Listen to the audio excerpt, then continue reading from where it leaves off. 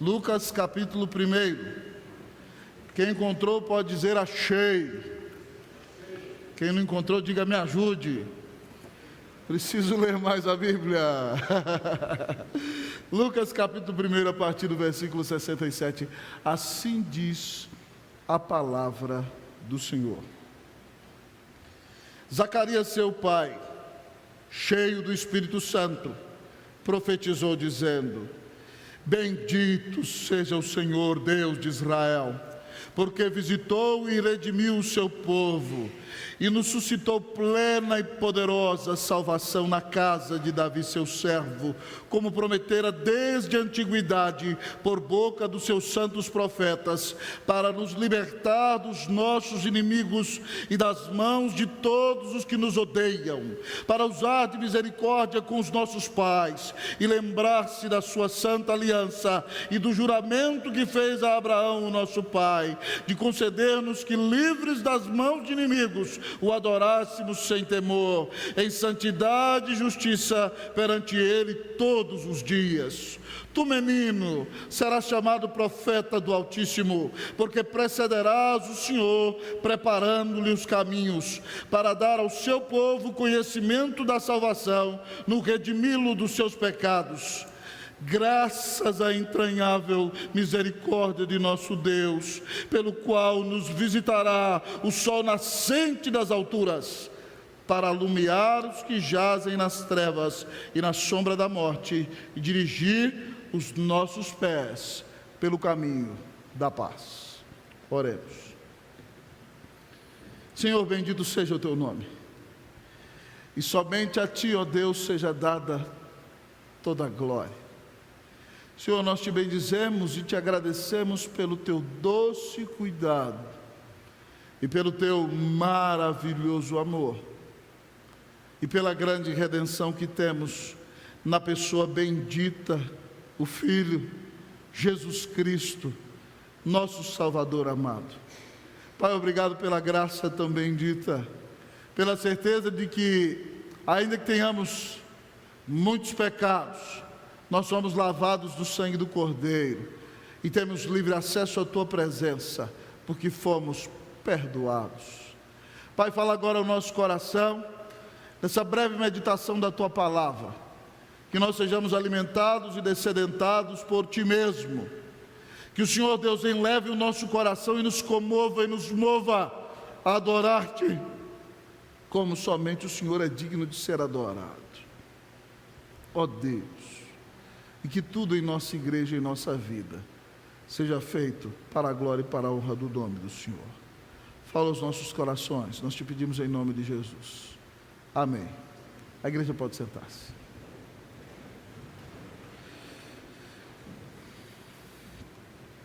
Lucas é o evangelho do louvor. Lucas é o evangelho do cântico. Lucas é o evangelho da adoração.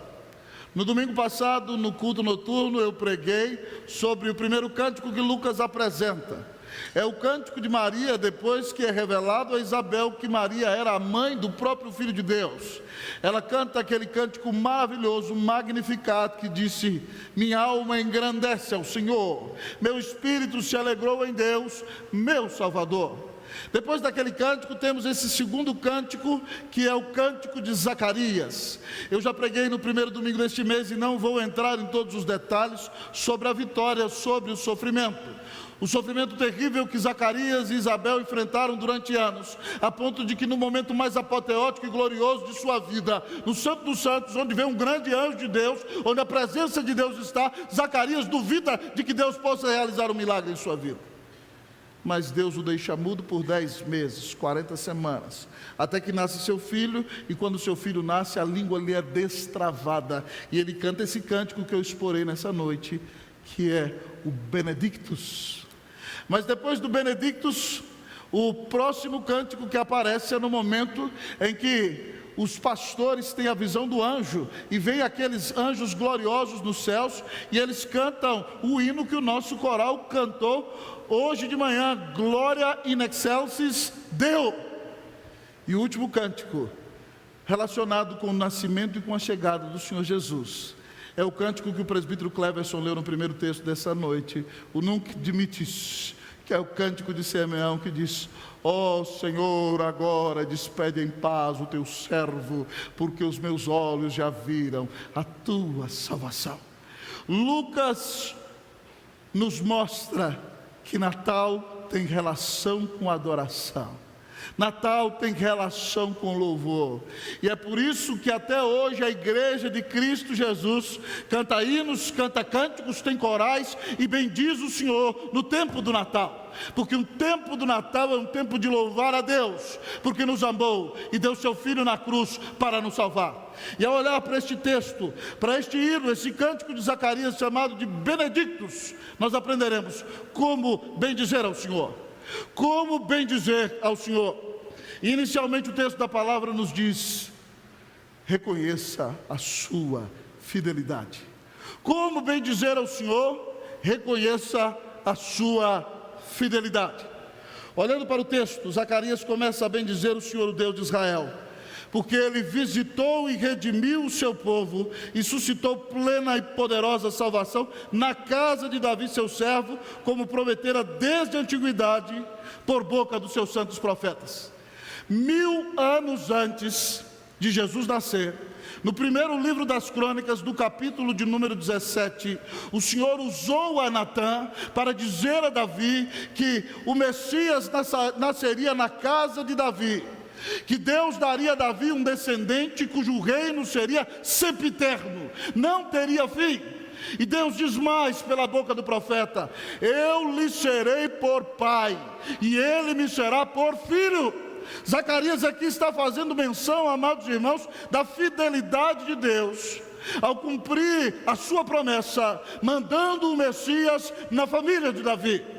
Mas ele diz também que o Senhor fez isso para nos libertar dos nossos inimigos e das mãos de todos os que nos odeiam, para usar de misericórdia com os nossos pais e lembrar-se da sua santa aliança, do juramento que fez a Abraão, nosso pai. Quando Abraão vive um dos seus momentos mais angustiantes, quando não tem filho na terra prometida, Deus diz a ele que dará aquela terra onde ele está à sua descendência, mas que eles passariam 400 anos de escravidão no Egito, para depois voltar para aquela terra. Mas Deus prometeu a Abraão que a sua descendência seria liberta. E aqui Zacarias faz menção desse fato, ao dizer que Deus jurou a Abraão que a sua descendência seria liberta da mão dos seus inimigos. E Deus então no versículo 64 diz de conceder-nos que, livres das mãos de inimigos, o adorássemos sem temor, em santidade e justiça perante Ele todos os nossos dias. Zacarias cita textos, profecias da Escritura, para mostrar que o Natal tem a ver com a fidelidade de Deus. O Natal tem relação com o Deus fiel, que cumpre todas as suas promessas. Hoje de manhã, com essa igreja lotada, apinhada de gente, tanto em cima como embaixo, eu tive a alegria de expor-lhes o texto maravilhoso que conta que Deus é fiel e cumpre a sua palavra. E nos lembramos de Números 24:17, que diz que apareceria uma estrela no céu, e 1400 anos depois, quando veio o Messias, ela apareceu. 700 anos antes, ele disse que o Messias nasceria em Belém, pela boca de Miqueias, no capítulo 5:2. E 700 anos depois, Jesus nasceu na cidade de Belém. Deus moveu o coração de César Augusto para que José fosse para lá, para que a Escritura se cumprisse, porque Deus é o Deus fiel, é o Deus que cumpre as suas promessas, é o Deus que cumpre a sua palavra. Tudo aquilo que Ele disse na Escritura, você pode confiar. Quando o povo entra na terra prometida, Josué diz que nenhuma só das promessas do Senhor falharam, todas elas se cumpriram. Deus é o Deus fiel. Como bem dizer a Deus, como bem dizer ao Senhor, não só nesse tempo do Natal, mas todos os dias da nossa vida? Reconheça a fidelidade de Deus. Reconheça que Deus é fiel a si mesmo, a sua palavra e tudo aquilo que Ele cumpre. E todas as promessas que Ele faz na Escritura para você se cumprirão. Nunca nenhuma sequer delas cairá. Deus é o Deus fiel. Irmãos, eu me lembro daquele texto tão chocante das Escrituras, que mostra como Abraão confiou na fidelidade de Deus.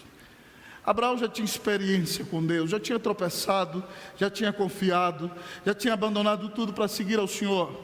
E quando ele tem aquele seu menino, seu filho, Isaque, agora já na adolescência, provavelmente ali com seus 16, 17 anos, isso significa que Abraão já tem quase 120, já mandou Ismael, o filho do adultério, embora de casa. E Deus então fala para Abraão, talvez Abraão já estivesse amando Isaque um pouco além da conta. E o texto de Gênesis 22 diz o seguinte, que Deus fala a Abraão: Abraão, dá-me teu filho, teu único filho, Isaque, a quem amas, e o ofereça para mim em holocausto no Monte Moriá. Até aquele dia Deus nunca tinha pedido sacrifício de seres humanos. E você olha para o texto e vê que Abraão não confronta a Deus em nada. Ele prepara os seus servos, prepara o menino e caminha 3 dias, e quando avista longe o Monte Moriá, ele diz aos seus servos que ali permaneçam, coloca toda a lenha sobre as costas do forte adolescente Isaque, dá a ele o fogo e sobe então, amado irmão, e de repente Isaque pergunta: papai, nós temos aqui a lenha, nós temos aqui o fogo, mas onde está o cordeiro para oferecer o sacrifício ao Senhor? E Abraão, amado irmão que confia em Deus, diz: Deus proverá para si, meu filho, o cordeiro para o holocausto. E ele sobe, e Abraão prepara as pedras, prepara o altar, amarra o menino, levanta o cutelo, vai cortar o seu pescoço. Que situação terrível! Quando ele está pronto para degolar o menino, o anjo grita: Abraão, Abraão, bem sei que temes ao Senhor, pois não lhe negaste teu único filho. E então o anjo lhe oferece o cordeiro para ser oferecido no lugar de Isaque, e aquele cordeiro simboliza Jesus, que foi oferecido numa montanha do lado daquela, para morrer numa cruz, para pagar os meus e os teus pecados. Mas como é que um homem pode confiar em uma situação de uma crise tão terrível? É somente quando ele crê que Deus é o Deus fiel. Irmãos, quando menino no interior de Minas Gerais, na igreja presbiteriana, um dos primeiros hinos que eu aprendi, marca a minha vida até hoje, ele diz assim, cante comigo: Tu és fiel, Senhor, ó Pai celeste, teus filhos sabem que não falharás, nunca mudaste, tu nunca faltaste, tal como eras tu sempre. Todo coro.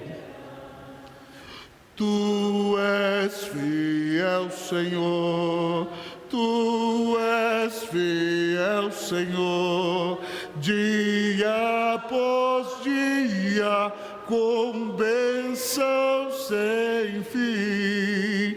Tua mercê nos sustenta e nos guarda. Tu és fiel, Senhor, fiel assim. O seu Deus é o Deus fiel. Reconheça a fidelidade de Deus ao seu pacto, a sua aliança, a sua palavra. Todas as promessas que Ele disse a seu respeito irão se cumprir. Se você está aqui e crê em Jesus nessa noite e o invoca como seu Senhor e Salvador, Ele promete que todo aquele que invocar o nome do Senhor será salvo. Mas você que é cristão e enfrenta momentos de luta, momentos de angústia, momentos de dor, Ele promete em Romanos 8,32 o seguinte: aquele que não poupou o seu próprio filho, antes por todos nós o entregou, porventura não nos dará graciosamente com ele todas as coisas? Se Deus já deu por você aquele que Ele tinha de melhor, porventura Ele vai deixar de cuidar de você agora? Nessa luta que você está enfrentando? Reconheça a fidelidade de Deus. Reconheça que Deus te ama. Reconheça que Ele disse que estará com você todos os dias até a consumação dos séculos. Reconheça que você verá o Senhor face a face na glória. Reconheça que o Senhor está conduzindo a sua vida para bem. E nada, absolutamente nada do que acontece com você é por acaso. Reconheça a fidelidade de Deus.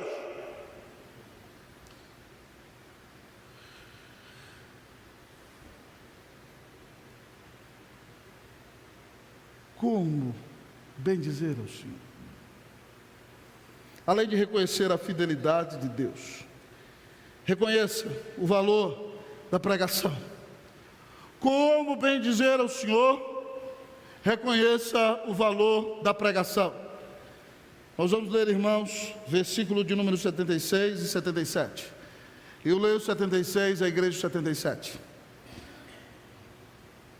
Tu, menino, serás chamado profeta do Altíssimo, porque precederás o Senhor, preparando-lhe os caminhos. Vocês, o 77.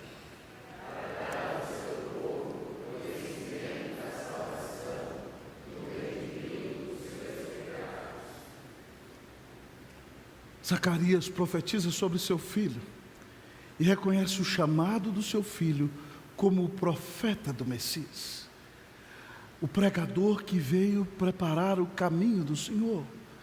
João, querido, é aquele que joga o tapete vermelho para que o rei entre em glória e majestade. João é o arauto que toca, rebate as trombetas para dizer: arrependei-vos, porque o rei está chegando. E quando Jesus aparece diante dele, ele o batiza e diz: eis o Cordeiro de Deus que tira o pecado do mundo. O filho de Zacarias é o último profeta do Antigo Testamento. Ele veio para preparar o caminho do Senhor Jesus. Depois de 400 anos de silêncio, João veio num grande avivamento pregando e batizando para que Deus convertesse a Israel, para que o povo estivesse preparado para a chegada do Messias. E Zacarias diz ao seu filho: tu, menino, serás chamado profeta do Altíssimo, porque precederás o Senhor preparando-lhe os caminhos, através da pregação da palavra, cumprindo-se aqui Isaías 43. E quando João pregasse, olha o que aconteceria: para dar ao seu povo conhecimento da salvação, no redimi-lo de seus pecados. Irmãos, isso aqui é tremendamente importante. O texto diz que a missão do pregador é dar ao seu povo o conhecimento da salvação e mostrar que Deus redime o seu povo, liberta o seu povo dos seus pecados, através da pessoa bendita e maravilhosa de Jesus. Irmãos, Deus escolheu salvar pecadores por meio da loucura da pregação. Você se lembra daquele grande cenário em que o Senhor coloca Ezequiel num vale de ossos secos, sequíssimos? E Deus pergunta a ele: filho do homem, acaso poderão reviver estes ossos? E ele diz: Senhor Deus, tu sabes.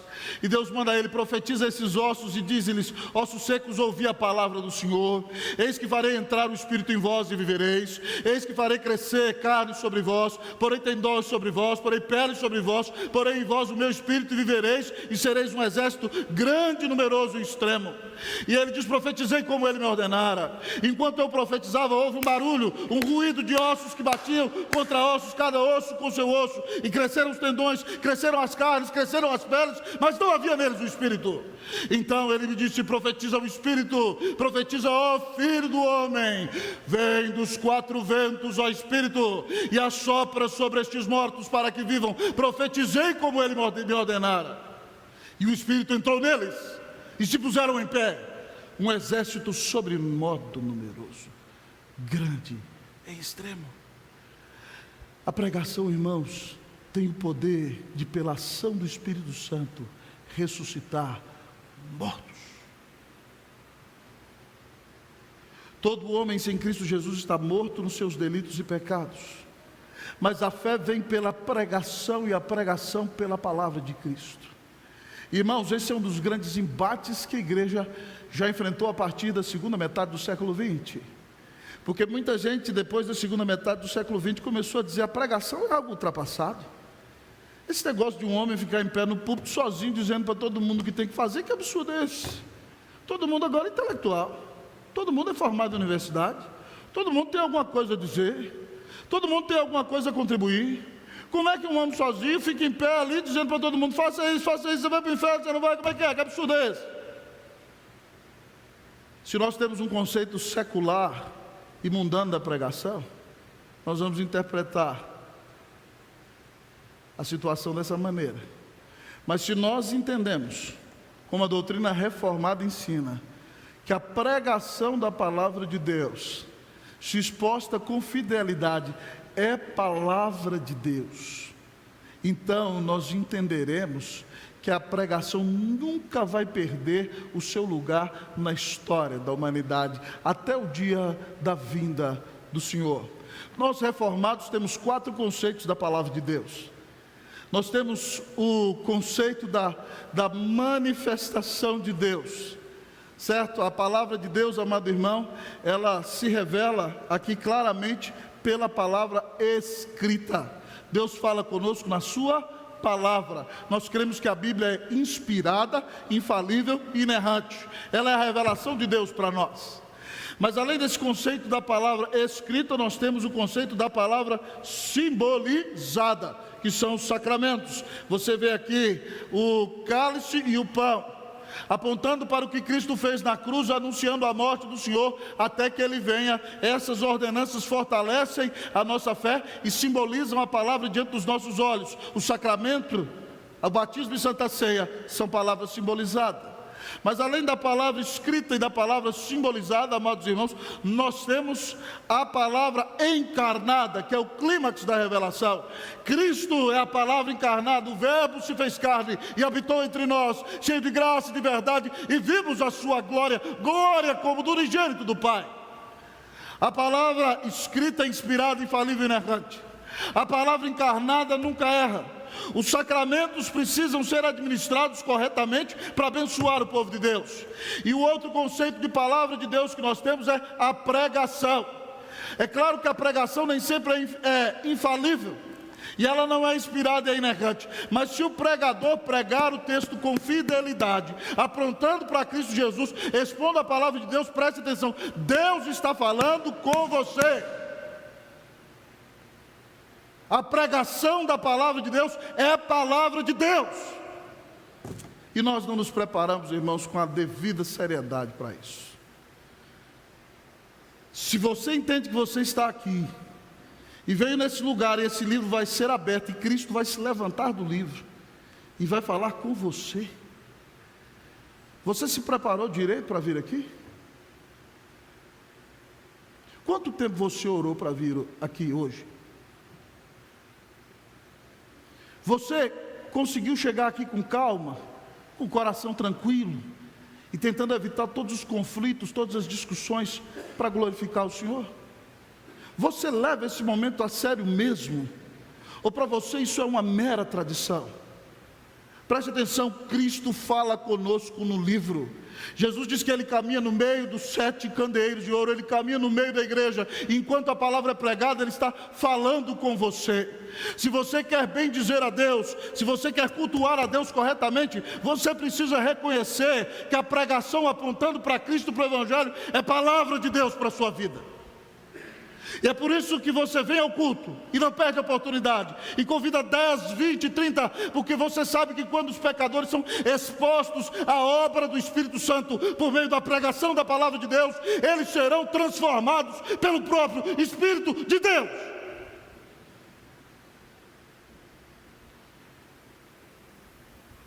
A fé vem pela pregação, a pregação pela palavra de Cristo.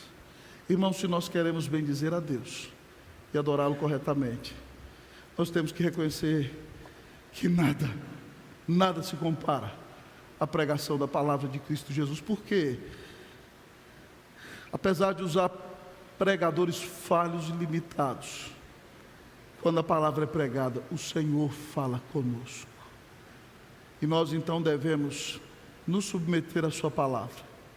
A pior atitude que nós podemos ter, irmãos, é sentar no banco e tem uma plaquinha interna no nosso coração, enquanto o pregador vai falando, aí você fala assim: 10, 8, isso aqui não é uma obra para você julgar. A única coisa que você tem direito de julgar aqui é se eu estou pregando o texto ou não. E se eu pregar o texto, Deus está falando com você.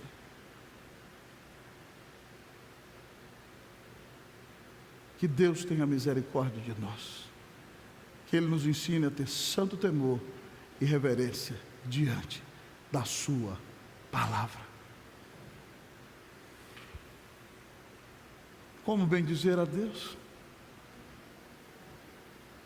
Reconheça a fidelidade de Deus. Reconheça o lugar da pregação. Mas como bem dizer a Deus? Em último lugar, reconheça a revelação em Jesus. Reconheça a revelação em Jesus. Leiamos, irmãos, o versículo 78 e 79. Eu vou ler o 78, a igreja o 79. Graças à entranhável misericórdia do nosso Deus, pela qual nos visitará o sol nascente das alturas. Vocês?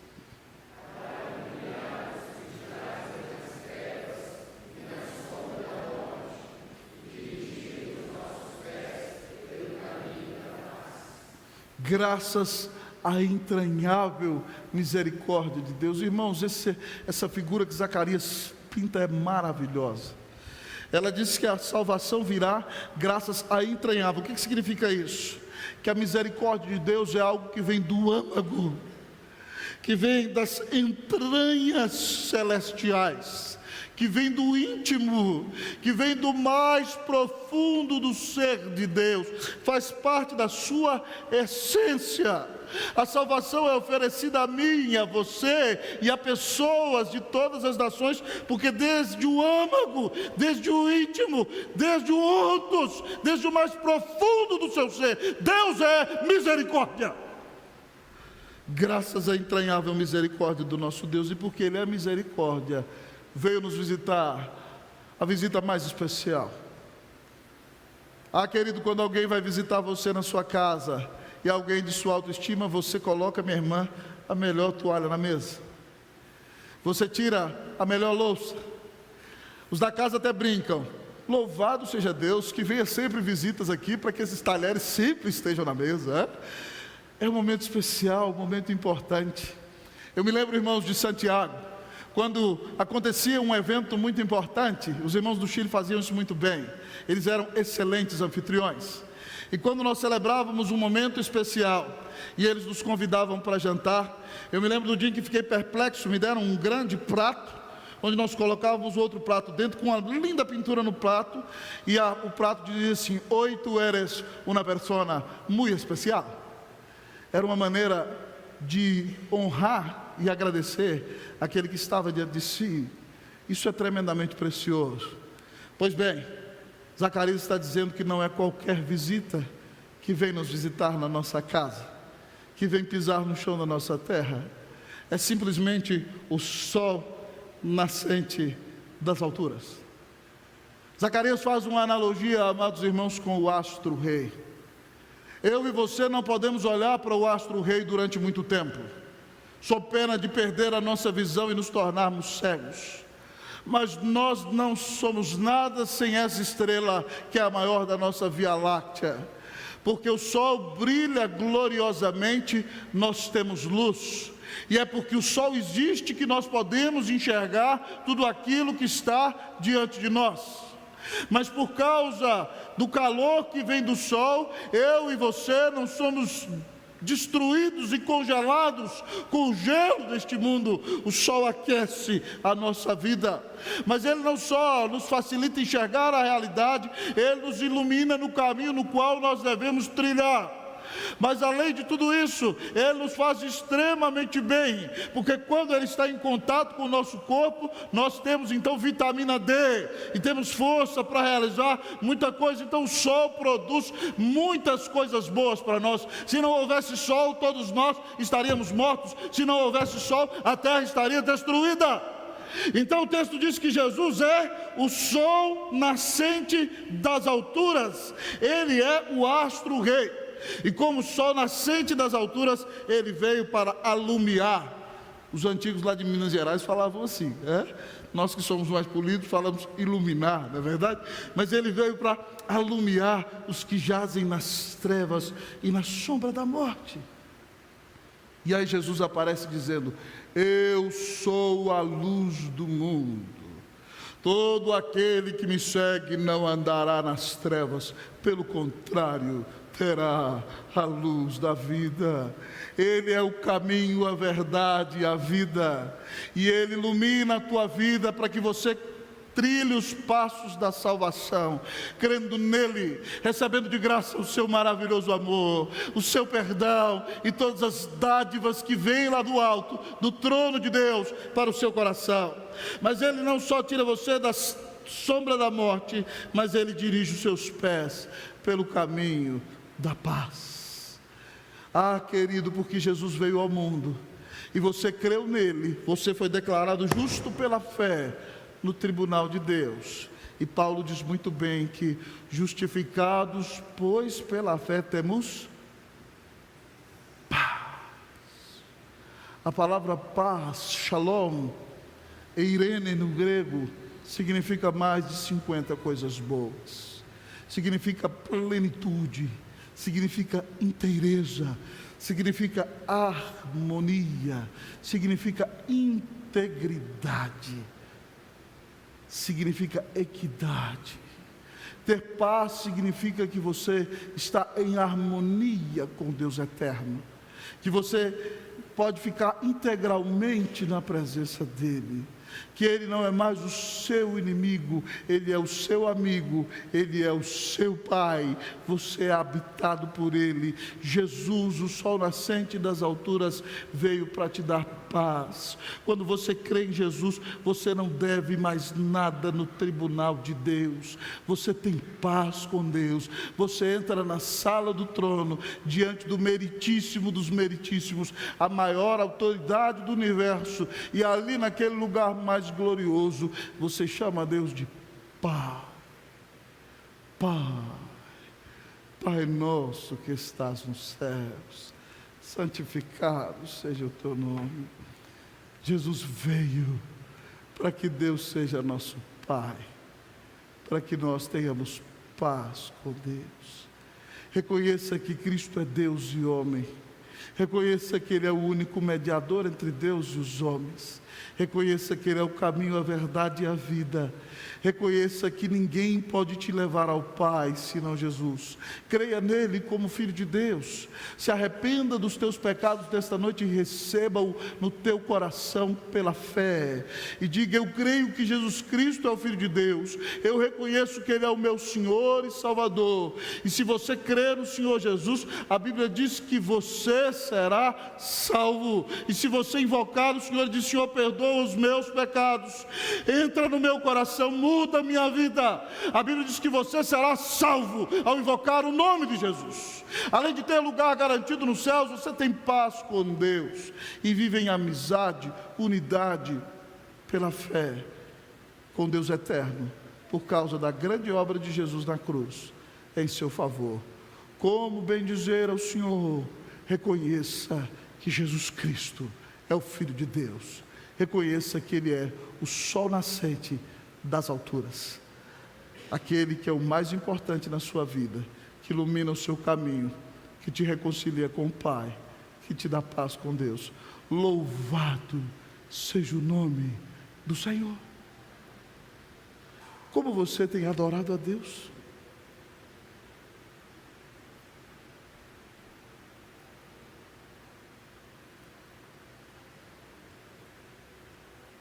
Você tem reconhecido a fidelidade do Senhor, ainda nos dias mais difíceis de terrível luta e dor? Você tem valorizado o culto a Deus e a pregação da palavra, e tem lutado com todo o seu ser para não perder um momento sequer para ouvir as Escrituras, porque Deus está falando com você enquanto você ouve essa palavra. Você tem reconhecido que o centro de tudo, o centro das Escrituras, o centro da história, o centro da vida, o centro da nossa vida é Jesus, o Filho de Deus, que te amou e deu a vida na cruz para te salvar.